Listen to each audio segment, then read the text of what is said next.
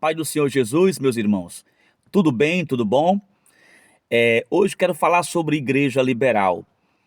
Você conhece alguma igreja liberal? Você sabe o que é uma igreja liberal? Você sabe que expressão é esta? Nos últimos anos, tem se intensificado no Brasil e no mundo as chamadas igrejas liberais. Na Europa, por exemplo, na Alemanha, nos Estados Unidos, também na América do Norte, na Rússia, na Inglaterra, enfim, na Espanha. Fora do Brasil, muitas igrejas liberais têm se intensificado. E você vai, lá nesses países que eu citei agora, nas igrejas tradicionais, pentecostais, etc. E você vê 15 pessoas congregando, culto a cada 15 dias. Tá entendendo? Aqui no Brasil, o culto geralmente 2 ou 3 por semana, não é assim? Pronto, 2 ou 3 por semana. Nesses países que eu citei agora, nas igrejas tradicionais, tem, a maioria das vezes são culto a cada 10, 15 dias. E as igrejas liberais cresceram muito. Enquanto as tradicionais acabaram freando, diminuindo o número de membros e de busca espiritual, as liberais avançaram. Então, eu quero explicar para você que tipo de igreja é essa e por que elas avançaram e continuam avançando ainda. Por quê? Primeiro, igreja liberal, o nome já diz, pessoal. O nome já fala. São igrejas que aplicam o liberalismo cristão como sua doutrina de fé. Essas igrejas, elas são formadas por uma ideologia meramente humana, de uma pessoa que tem um desejo de defender uma ideologia própria, tá? Que tem um desejo de discutir um certo assunto e tal, e aí vai agregando pessoas para formar uma comunidade com o mesmo pensamento que o dele, ou dela, no caso a liderança, e acaba fundando uma congregação que para ele ou para ela é uma congregação cristã, do mesmo jeito, como se fosse uma igreja de verdade. E aí, como já foi dito aqui, e até o próprio nome sugere, é uma igreja liberal, ou seja, tudo pode, desde a liderança aos congregados. Então, o pecado, por exemplo, não se fala nesse tipo de ambiente. O discurso sobre o temor a Deus, o arrependimento, a santidade, a salvação em Cristo Jesus, não faz parte dos temas que são pregados ali no altar desse tipo de igreja. Nós observamos que na igreja liberal, Jesus não é o centro da atenção. Na igreja liberal, Jesus Cristo não é a figura principal, meus irmãos. Diga aí, na doutrina liberalista, a pessoa do homem, o homem, a mulher, o homem de um modo geral, o pecador, é que é a figura central dessas igrejas. Nessas igrejas, se você for a uma dessas para olhar, para verificar, você vai concluir que lá nas pregações, nessas igrejas, nas pregações, você vai perceber que o homem, ele é elevado.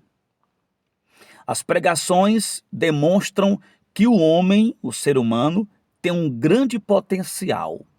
Não é Jesus que tem poder. Não é Jesus que nos dá o fôlego de vida, que morreu por nós, ainda que alguns saibam disso, mas preferem esconder todo esse poderio, essa majestade, a glória de Cristo sobre a terra, para dizer que o homem é o principal, que Jesus, ele é Deus, é verdade, mas você é mais importante do que tudo e do que todos. E quando um membro dessas igrejas percebe que ele é importante, então nasce no coração dele um desejo e uma convicção. Que desejo é esse? Eu vou ficar assim mesmo, do jeito que eu estou, porque eu sou importante. E aquela convicção, qual é? Eu sou importante, então eu não preciso mais estar me rastejando, me diminuindo, porque Deus me acha importante para Ele. Eu sou importante demais para Ele. Eu não preciso mais me redimir, me arrepender, porque do jeito que eu estou, Deus está me amando e Ele me considera a pessoa mais importante desta terra. Então, os membros não pensam sequer na hipótese que são pecadores.